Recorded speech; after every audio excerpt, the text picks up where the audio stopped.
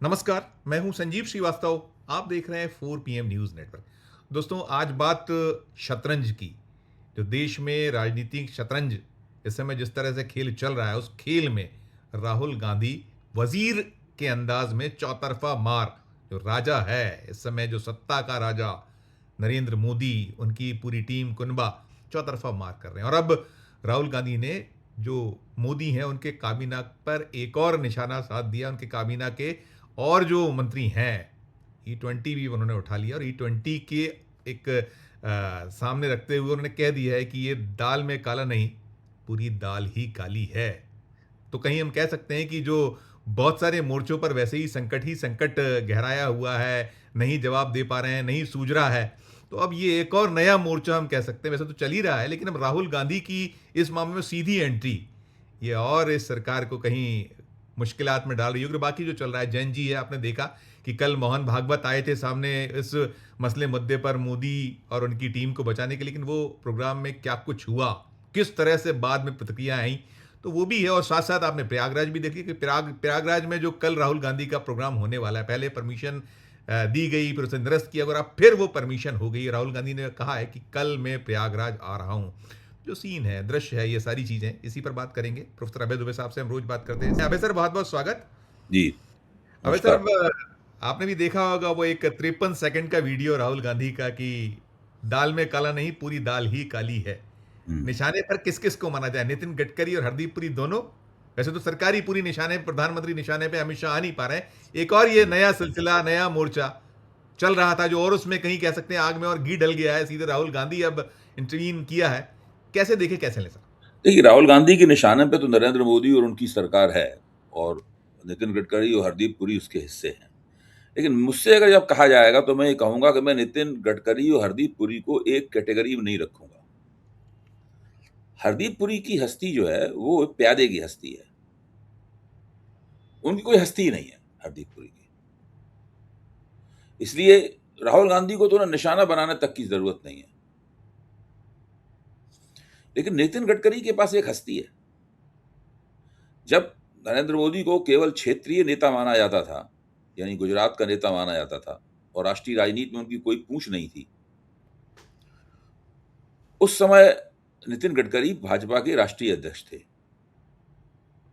जब अमित शाह को तड़ीपार कर दिया गया था, तो और अमित शाह दिल्ली आकर कोशिश करते थे नितिन गडकरी से मिलने के लिए, तो नितिन गडकरी उन्हें ढाई ढाई घंटा इंतजार कराया, तब मिलने के लिए आया।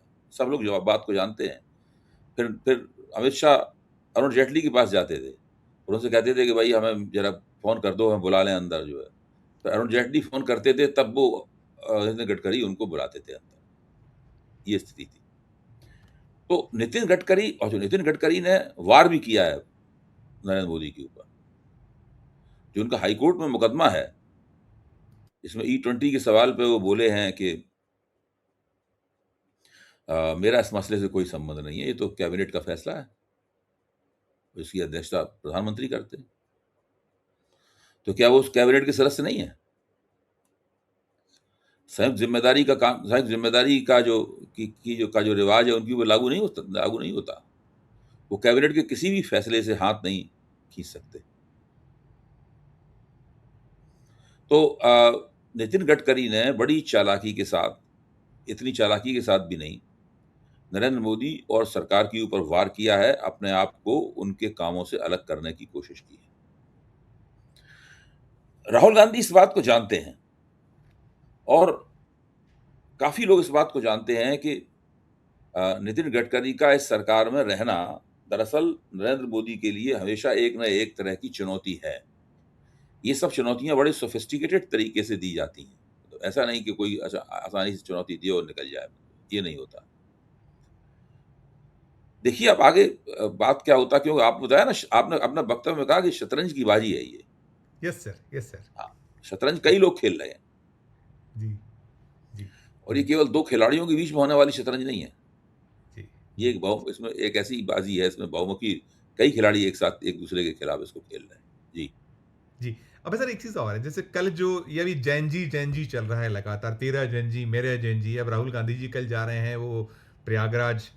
और पहले जो कुछ हुआ था, आपने एक तो वो देखा था कि परमिशन दी गई, फिर निरस्त की गई, और अब फिर जब एक चौतरफा एक हमला शुरू हुआ तो दे दी गई। उसके साथ साथ कल हम्म, मोहन भागवत जी, हम्म, आरएसएस चीफ, वो आए थे सामने और उन्होंने कोशिश की कि कहीं जितना जो कुछ हुआ उसको वॉश आउट, जो जो जिस तरीके से कर सकते हैं। उसमें बहुत सारी चीजें ऐसी थी जो लग रहा फिक्स है, सारा कुछ फिक्सिंग है, लेकिन बाद में जो चीजें निकल कर आई, जो प्रतिक्रियाएं हैं उन बच्चों की, जो आज का युवा है, तो ये क्या फ्लॉप, किस तरीके इसको कैसे ले सकते हैं, देख सकते देखिए, मेरा मानना यह है कि मोहन भागवत और नरेंद्र मोदी दोनों की कोशिश ये है कि किसी तरीके से इस मामले को ठंडा कर दिया जाए। जब तक ये मामला गर्म रहेगा, लोगों के मन आंदोलित रहेंगे, उनके वोटरों का मन आंदोलित रहेगा, तब तक और बहुत दिन तक अगर ये सब चलता रहा, 6 महीने से ज्यादा अगर ये चल गया, तो बहुत बहुत लोग उस बीच में ये तय कर लेंगे कि इस बार नरेंद्र मोदी को वोट नहीं देना है। ये बहुत खतरनाक बात है। ये बात जो है, बहुत हो सकता है अभी भी ये लोगों ने बहुत ये तय कर लिया हो, लेकिन ये बात बहुत खतरनाक है। वो चाहते हैं किसी तरह से ये वो किया जाए, इसको अ, ठंडा किया जाए। इसीलिए तरह तरह की बातें कही जा रही हैं। कोई कुछ कह रहा है, कोई कुछ कह रहा है, कोई बहला फुसला रहा है, कोई थोड़ा सा थपकी मार रहा है, कोई कुछ, मतलब ये इस तरह का ये पूरा खेल खेला जा रहा है। ये खेल बड़ा ही, ऐसा नहीं है कि इसके पीछे कोई सोच नहीं है। जो मोहन भागवत, नरेंद्र मोदी सब मिलके जो खेल रहे हैं, इसके पीछे ये भी एक रणनीति है, इसके पीछे भी एक सोच है कि हम ऐसा करेंगे तो उसका इस तरह का राजनीतिक परिणाम निकल सकता है, और हम ऐसा नहीं करेंगे तो जो राजनीतिक परिणाम निकल सकता है वो बहुत ज्यादा मुश्किल होगा, खतरनाक होगा। जी। जी। अब ऐसा ये रहा कि कल हमने पूरा उनका जो मोहन भागवत जी का कह लीजिए प्रवचन उवाच, जो प्रश्नोत्तरी चली, और उसमें आपने वो देखा होगा कि कई चीज़ें की, शिक्षा की जो जिम्मेदारी केवल सरकार की नहीं है, सबकी जिम्मेदारी, एक चीज़ आई। फिर उसके बाद उन्होंने वो आरक्षण का भी विषय टच किया, बाकी भी चीज़ें हुई, बेरोजगारी पे भी हुई। एक चीज़ बड़ी मुझे लगी जिस पे मैं सोचता हूँ आप ज़रूर उस पे बताइए, उसको कैसे हम डिकोड किया जा सकता है। वो जो पान की दुकान का उन्होंने उदाहरण दिया, ये क्या, ये मोदी जी कहते हैं पकोड़ा तले, देश के जो युवा हैं इधर ये कह रहे हैं कि पान की दुकान का। उन्होंने बताया कि साहब एक वो बच्चा था, उसने पान की दुकान लगी, 29 लाख रुपए कमा ली, और उसमें श्रमिकों की कहीं साधना और श्रम को कहीं तरजीह देने की बात हुई, इधर आपके लोग मार रहे हैं सबको। तो ये सब उल्टा नहीं पड़ रहा है, जितने दांव खेल रहे हैं सब उल्टे पड़ रहे हैं शायद।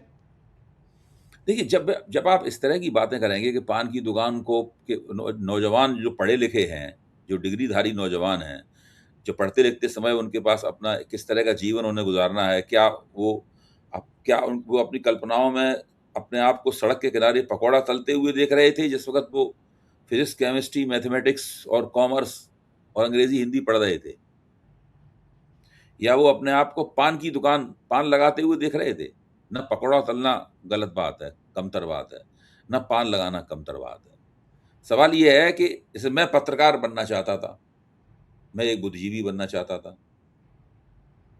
अगर मैं अभी पकौड़ा तल रहा होता, या पान की दुकान लगा रहा होता, या बिसात खाने की दुकान चला रहा होता, या हमने एक छोटा सा होटल खोल लिया होता, या ठेलिया लगा रहा होता, तब भी मैं रोजी रोटी कमा रहा होता। लेकिन तब मेरे मन में गहरा संतोष होता कि मैं क्या सोच के चला था और कहां पहुंच गया। देखिए, ये बात, बहुत सारा बेरोजगार समाज हमारे सामने खड़ा हुआ है। उनसे ये कहना कि अब आपको ये सब रोजगार तो नहीं मिल सकते, अब आप ऐसा कीजिए कि प्लम्बर बन जाइए, अब आप ऐसा कीजिए कि इलेक्ट्रीशियन बन जाइए, अब आप ऐसा कीजिए कि बढ़ई बन जाइए, आप ऐसा कीजिए कि लोहार बन जाइए। प्लम्बर बनना कोई कमतर बात नहीं है, बढ़ई बनना कमतर बात नहीं है, इलेक्ट्रीशियन बनना कमतर बात नहीं है। सवाल यह है कि वो लोग जिनसे आप ये कह रहे हैं वो क्या बनना चाहते हैं, और आपको उन्होंने वोट, आपको समर्थन किस अपेक्षा में दिया था? इस अपेक्षा में दिया था कि हम एक ऐसी सरकार चुनने जा रहे हैं जो हमसे प्लम्बर और इलेक्ट्रीशियन बनाने की तरफ हमें धकेलेगी। तो रोजगार का प्रश्न बड़ा पेचीदा प्रश्न है। केवल ये कह देना कि भाई निजी उद्यमशीलता, यही तो कह रहे थे मोहन भागवत, जी, निजी जी। उद्यमिता और स्वरोजगार वगैरह ये महत्वपूर्ण है, केवल नौकरी ही महत्वपूर्ण नहीं है। तो ये कौन सी नई बात कर रहे हैं? सब लोग जानते हैं कि हर स्वरोजगार हमेशा महत्वपूर्ण होता है। भारत में करोड़ों लोग स्वरोजगार करते हैं, वो कोई कमतर भारतीय नागरिक थोड़ी ना है। लेकिन जो लोग आंदोलन कर रहे हैं, वो लोग रेहड़ी पटरी बनने वाला बनने के लक्ष्य को वेधने के लिए वो अपना ज़िंदगी की शुरुआत उन्होंने नहीं की थी। वो एक ख़ास तरह की ज़िंदगी बिताना चाहते थे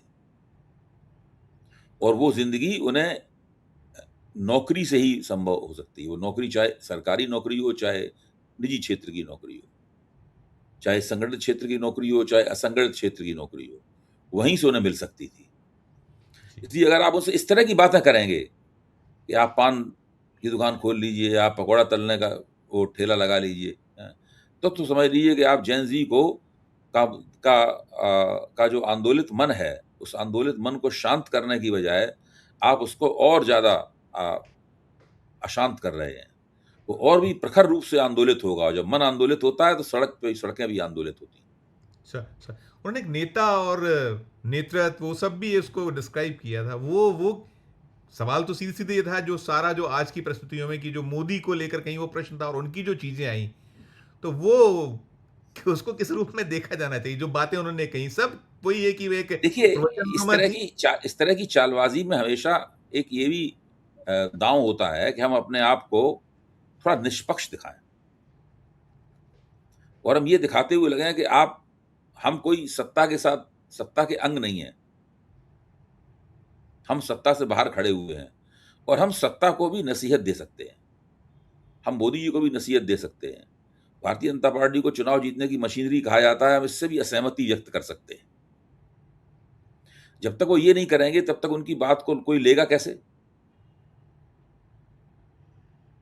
तो जो पूरा मकसद था, तो इस आयोजन का जो तो मकसद उसके था। पीछे मैं कहना ये चाहता था देखिए, तो वो ये उन्होंने पहले भी तिकड़म इन्होंने की थी मोहन भागवत ने, फिर ये तिकड़म इस प्रकार की कर रहे हैं। लेकिन ये बात बहुत गलत है और इस बात को सब लोग समझते हैं। गलत बात इसमें ये है कि भारत में शिक्षा की जो खराब व्यवस्था है, उसका अगर कोई व्यक्ति नरेंद्र मोदी से भी ज़्यादा बड़ा ज़िम्मेदार है, तो वो मोहन भागवत हैं। इसलिए ज़िम्मेदार है कि वो पूरा शिक्षा का मंत्रालय राष्ट्रीय स्वयंसेवक संघ चलाता है। अब शिक्षा में सुधार होना चाहिए। अब वो कह रहे हैं शिक्षा में सुधार होना चाहिए, तो शिक्षा व्यवसाय का ज़रिया ना हो। भाई शिक्षा व्यवसाय का ज़रिया ना हो, तो जब पूरी शिक्षा का व्यवसायीकरण किया जा रहा है, प्राइवेटाइज़ेशन किया जा रहा है, तो वो तो आपके नेतृत्व में हो रहा है। आप ही उसे करवा रहे हैं। लेकिन यहाँ पर आप इस तरह से उपदेश दे रहे हैं, जैसे आपका इन सब जो चल रहा है, उससे कोई वास्ता नहीं। और ये मानना कि लोग हमारी इस चाल को समझ नहीं पा रहे हैं, ये काफ़ी बड़ी मूर्खता है। इसका मतलब है वो काफ़ी अपने आप को मुगालते में रखते हैं मोहन भागवत जी। सब लोग समझ रहे हैं कि क्या बात है, क्या नहीं। बिल्कुल। सर, कल जो प्रयागराज वाला है, उसमें देखिए वो सशर्त कुछ है और इसके पहले भी हुआ है।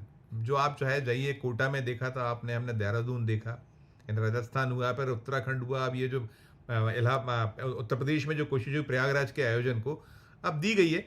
हम मान के चलें जैसे पिछले जब जो हरकतें करते रहे, कुछ उस तरह की हरकतों की संभावनाएं भी हम कहीं देख सकते हैं। कल है, अब कुछ घंटे शेष हैं, जब हमारा प्रोग्राम होगा तब कुछ ही घंटे तब भी बचेंगे। देखिए, शरारत करने से तो ये सिस्टम, ये सरकार बाज नहीं आएगी।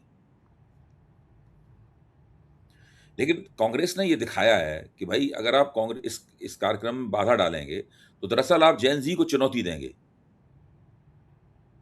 जेन ज़ी को आप चुनौती देंगे तो हो सकता है कि जेन ज़ी नाराज़ हो जाए आपसे।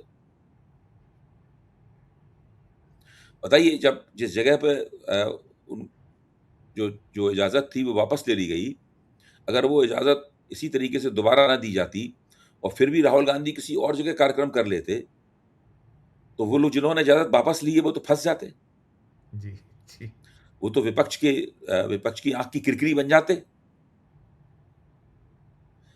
उन्होंने अपने आप को बचा लिया एक तरह से देखा जाए, जेन ज़ी के निशाने पे आने से। जी। सर, ये जो प्रधानमंत्री जी की एक रील आई थी, आपने देखा होगा कई दिन बाद, वो अलग तरह की बड़ा रहा ना कि अब हैंडलूम पे रील जारी कर रहे हैं। ये क्या दर्शाता क्या है? देखिए, पूरा तरीका यही है कि सब कुछ ठीक-ठाक है और हम लोग विकास की बातें कर रहे हैं और अ, ठंडा किया जाए, सिर्फ पोस्टर लगाए गए कि वो हम जेन ज़ी के प्राउड माँ-बाप हैं। देखिए, हमने अपने बच्चों को संस्कार दिए हैं, वो भटकी हुई राह पे नहीं चल सकते, वो गुमराह होने के लिए तैयार नहीं है। एक पोस्टर ये भी है, इसमें जैन जी भी है और नरेंद्र मोदी भी हैं, दोनों एक दूसरे की पीठ से पीठ लगाए खड़े हुए हैं और कहा जा रहा है कि लोग जनता दोनों से प्रेम करती है। अब इस तरह से पोस्टर लगाने से अगर लोगों की राय बदल जाती हो, मेरे ख्याल से ये सब जो नरेंद्र मोदी कर रहे हैं उसके पीछे एक डर ये है कि कहीं इनकी अपनी भक्त मंडली ही इनके खिलाफ ना हो जाए कहीं। तो ये सब बातें भक्त मंडली को संतुष्ट करने के लिए भी की जा रही हैं। अब तो एक चीज़ और भी हुई है, वो जो एक तो सीजेपी जो है वो क्या बोलती पब्लिक, वो भी अब सितंबर से उतरने जा रहा है, एक चीज़। और दूसरा इसी जैन जी से जुड़ा, वो आपने कंगना रनौत का वो सुना था, वो गटर जैन जी, वो भी अब कहीं पूरा उलट गया। उनका भी एक लंबा चौड़ा आया है वो कि ऐसा था, ये था, सफाई आई। और साथ में कई बीजेपी के सांसद अब ये भी कहीं बहुत बहुत ज़्यादा कन्फ्यूज़न, क्योंकि एक तरफ आरएसएस के जो वो नंबर 3 तो क्या क्या बोल रहे थे आरएसएस के, अतुल्यमय, तो अतुल्यमय, हाँ। जी लमाए। तो अब ये क्या, ये इस तरह की जो ये विरोधाभास, कहीं अलग अलग जो चीजें हैं, दो तरह की बातें, ये क्या कहती हैं? देखिए, अभी तक भाजपा और राष्ट्रीय स्वयंसेवक संघ ने इस पूरे मसले से कैसे निपटा जाए, इसके लिए कोई बहुत ही सिक्काबंद और मजबूत रणनीति नहीं बना पाई है। अब कुछ कुछ उनकी रणनीति उभर रही है। तो जब तक रणनीति नहीं थी तब तक जो जो मन में आ रहा था बोल रहा था। अतुल्यमय ने कुछ और बोला, कंगना रनावत ने कुछ और बोला, नरेंद्र मोदी कुछ और बोल रहे थे। हैं? ये आपके जो दिल्ली के एक नेता हैं, वो कुछ और बोल रहे थे, गुर्जर समाज के नेता हैं। तो लोग अलग अलग तरीके से अलग अलग बातें बोल रहे थे। जो जितना बड़ा 30 मार का बनना चाहता था वो बन के दिखा रहा था उनका। लेकिन आप ध्यान से देखिए कि इन सबके बोलने में एक तरह का अकेलापन था। सारी बीजेपी जो एक स्वर में बोलती थी, एक तार में पूरे संगीत की तरह बजती थी, सारी बीजेपी जो है उस तरह नहीं बज रही थी। लेकिन नरेंद्र मोदी ने जो रीलें निकाली और उसके बाद मोहन भागवत जो बोले हैं, अब उसके बाद में जेन जी के खिलाफ जो कड़वी बातें की जा रही थी वो थोड़ी कम होंगी और कोशिश ये की जाएगी कि मामले को ठंडा किया जाए किसी तरीके से, लोगों का गुस्सा और बेचैनी जो है उसकी ऊपर थोड़ा पानी फेंका जाए। मोहन भागवत की पूरी कोशिश उसके ऊपर पानी फेंकने की कोशिश है। जी।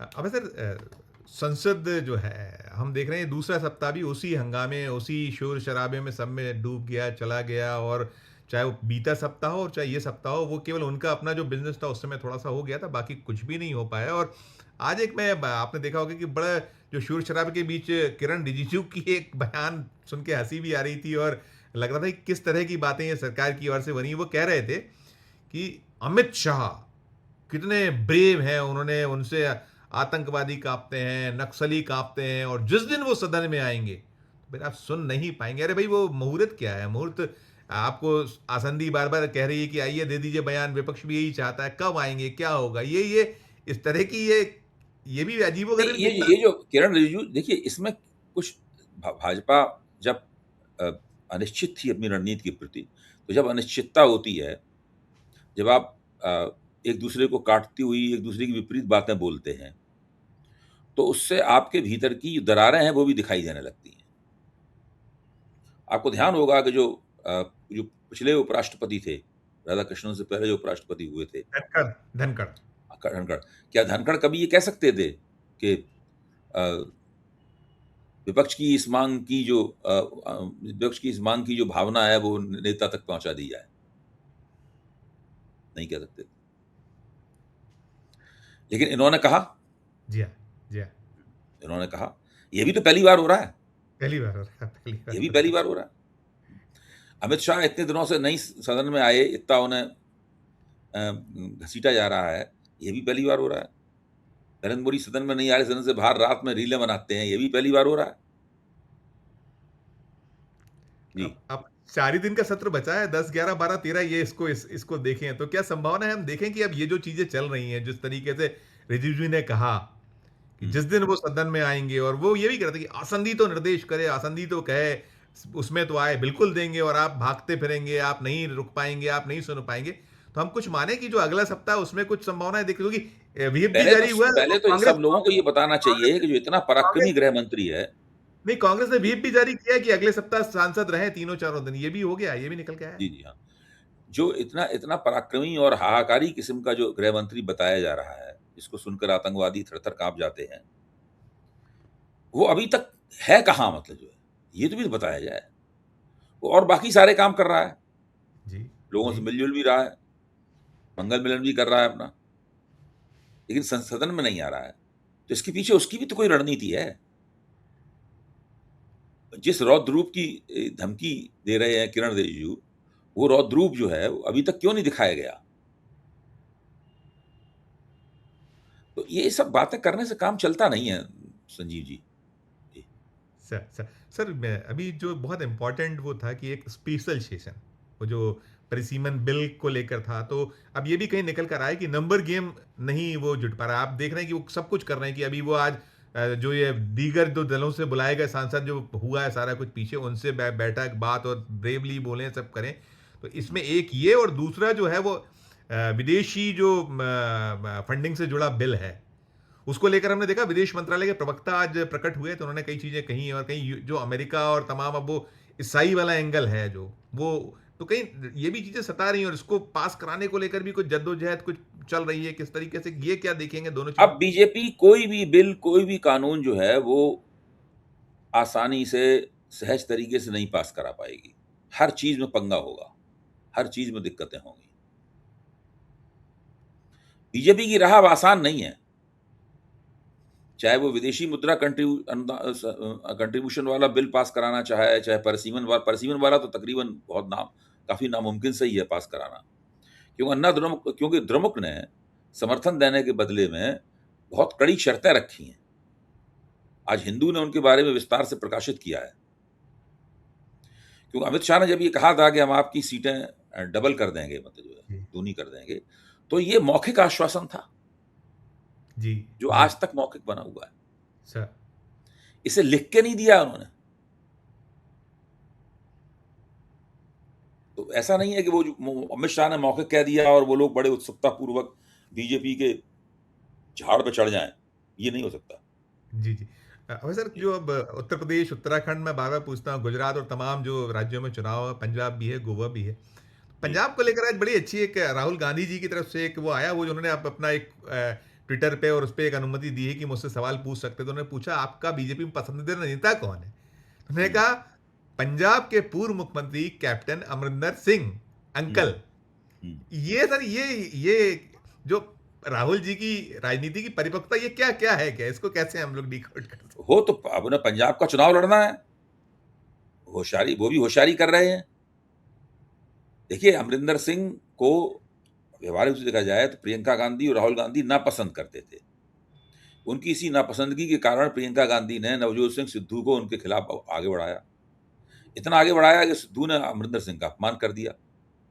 अमरिंदर सिंह छोड़ के जो कभी बीजेपी में नहीं आ सकते थे, बीजेपी में चले गए। आज कांग्रेस को अमरिंदर सिंह के नेतृत्व की नहीं, लेकिन अमरिंदर सिंह की सद्भावनाओं की आवश्यकता तो है ही। अमरिंदर सिंह भी कह चुके हैं कि याद उन्हें कांग्रेस की आती है। क्लेवर मूव है क्लेवर मूव है। हाँ, क्लेवर, कोई सही कह रहे हैं आप। जी अमरिंदर सिंह भी कह चुके हैं कि याद उन्हें कांग्रेस की आती है। राहुल गांधी भी कह रहे हैं भाई सबसे ज्यादा कोई नेता पसंद है तो अमरिंदर सिंह पसंद है। जी। जी। अबे सर ये जो झारखंड से आपने एक खबर देखी होगी वो नेहा वोहरा वोहरा पे उन पे वो जो है स्याही फेंका जाना ये सब चीजें ये क्या ये भी जो वो उस आंदोलन को लेकर सब चल रहा है झारखंड वाला वहां ये देखिए, होना ये भी।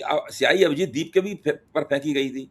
स्याही जी एक जमाने में अरविंद केजरीवाल भी फेंकी गई थी, तो इससे इन नेताओं की शख्सियत और बढ़ गई, कम नहीं हुई, मतलब है। जी जी जी जी जी अब किसी की स्याही फेंक दी, किसी के मुंह पे आपने कालिक पोत दी, या किसी के साथ बदतमीजी दे दी, अपमान कर दिया, या आपने कुछ खिलाफ ट्रोलिंग कर दी। इन सब चीजों से किसी के राजनीतिक कैरियर को आप डाउन नहीं कर सकते। जो नेहा वोरा का राजनीतिक कैरियर है, इस वक्त स्टार बनी हुई है वो सारे देश में। लोग उसको सुनना चाहते हैं, बोलती भी अच्छा है। बहुत अच्छा बात है बहुत अच्छा हाँ। बात है जी। बेहतर। अबे सर ये अंतिम सवाल करूंगा जो राहुल गांधी जिस तरीके से मूव कर रहे हैं देखिए ये जो E20 पेट्रोल वाला मसले को जिस तरीके से उन्होंने फिर अब टेक ओवर किया और उस पर आक्रामकता दिखाई, वो कि वहीं जहां मैंने शुरू किया था, दाल में काला नहीं पूरी दाल काली है, और राहुल गांधी कहते हैं कि एच फाइल ही फाइल, और देखिए 2029 तक अभी इनके पास मौका है, नरेंद्र मोदी के पास। उसके पहले तो कोई बात अनहोनी दिखती नहीं, लेकिन ये जो एक एक करके निशाने पर लिया जाना, एक एक करके हैं तो सीधे निशाने पे मोदी, लेकिन बाकी जो उनके अभी अमित शाह थे और बाकी दूसरे आ रहे हैं, तो ये एच फाइलों का भी सिलसिला लगातार बहुत तेज गति से होगा, और संसद के खत्म होने के शायद और ज्यादा सड़क पे ज्यादा गति दिखाई देगी। यहाँ लाके समाप्त करूंगा, आपका अंतिम देखिए, जो इस अधिवेशन में तो ये कुछ करा नहीं पाएंगे, करा ही नहीं पाए, घबराए रहे, बचाव करते रहे अपना। अब विशेष अधिवेशन बुलाया गया है, उसके बारे में माना जा रहा है कि परिसीमन कराया जाएगा, लेकिन परिसीमन का बिल भी तब लाएंगे उसके अंदर जब इन्हें पूरा विश्वास हो जाएगा कि वो परिसीमन पास करा पाएंगे। अगर विश्वास नहीं हुआ, पहली बात तो अमित शाह सरकार की तरफ से लिखित रूप से, डीएमके ने कहा है कि लिखित रूप से दो कि भाई 71 जो जनगणना है वो 71 में फ्रीज कर दी जाएगी, उनका एक कहना ये है। दूसरा ये है कि सबकी दूनी हो जाएंगी, ये लिख के दो।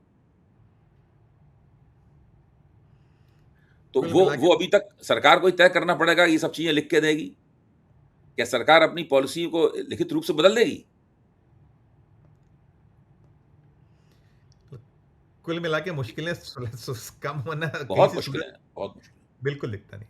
शुक्रिया अभय, धन्यवाद, आभार। आप सुन रहे थे दोस्तों प्रोफेसर अभय दुबे साहब को, और जो अभी नई कुछ बातें हैं, कुछ मूव्स हैं, चाहे वो कांग्रेस हो, इंडिया ब्लॉक हो, और जो वो वहाँ कोशिश कर रहे हैं कि ये जो जितना अभी माहौल बना हुआ है, इस माहौल से कैसे उभरा जाए, उभर नहीं पा रहे हैं। जो कोशिश हो रही है, त्यों त्यों फंसने का क्रम ज़्यादा बढ़ रहा है, गहरा हो रहा है, और हर दांव जो हम बार बार कहते हैं कि जितना दांव खेल रहे हैं, हर दांव उल्टा ही पड़ा है। जो हमने शतरंज की बाजी से शुरू किया था कि अभी जो वजीर है, वजीर के निशाने पर राजा भी है, और राजा के साथ में बाकी प्यादे और मोहरे सब हैं, और एक के बाद एक इसमें का एच फाइल, बहुत सारी एच फाइल्स हैं। और अभी जब मैंने ये भी जिक्र किया कि संसद का सत्र ये जो हुआ है मौजूदा खत्म होने के बाद, और अभय सर कह रहे हैं कि जो विशेष सत्र है बुला पाएंगे नहीं बुला पाएंगे, जो नंबर है, गेम है, बहुत सारे मुश्किलात ही मुश्किलात हैं। तो बड़ा